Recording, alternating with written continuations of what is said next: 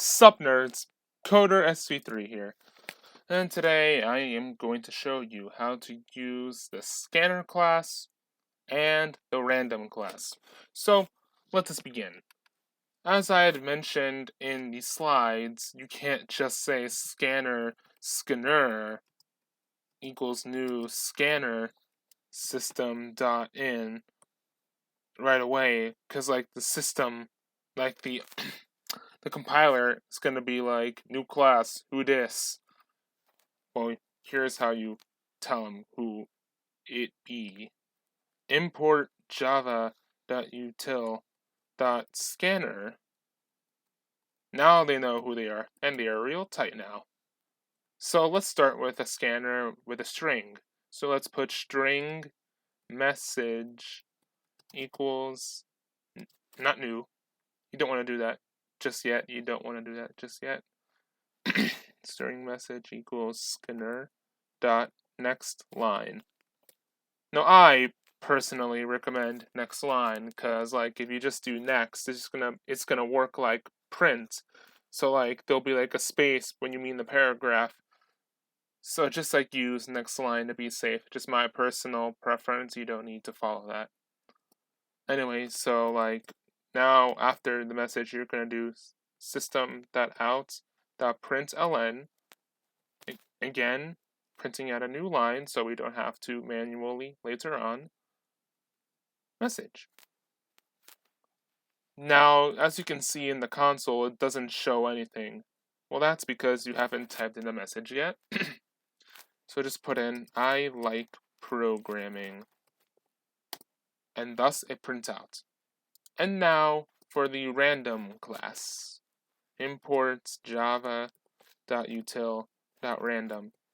Now, the random class isn't all that hard. It's more like you got to be careful with what you do, or else it's going to get much more complicated. Random RNG, again, you can name this RNG or random or generator or whatever you want, really. But like, it's just another class, so you're just creating a new object, which is why we're using the word new. New random. It doesn't need a parameter like scanner does.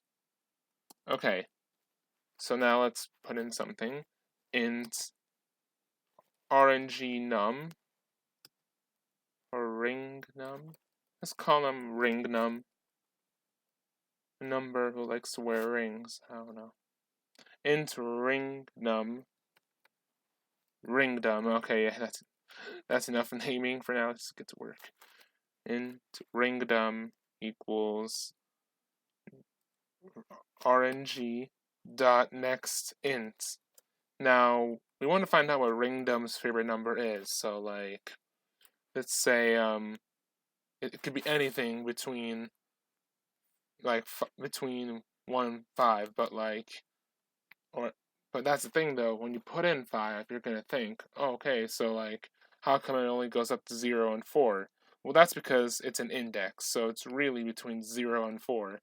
I don't know, ringdom likes numbers, but it always gets confused with the indexes. I don't know. Alright.